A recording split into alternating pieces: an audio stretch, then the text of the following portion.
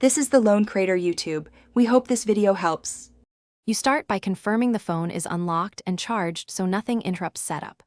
Open Settings and type Emergency or Safety in the search bar to jump straight to the right menu.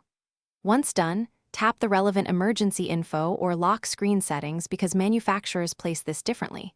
This is why searching saves time. Make sure you have the contact's exact name and number available now. You'll input them in the next steps, so get them visible on screen. You now add the actual contact. Tap Emergency Information, then Emergency Contacts, and select Add Contact. Choose from your contacts list to avoid typos or manually enter name and phone if needed. This matters because a wrong number defeats the purpose.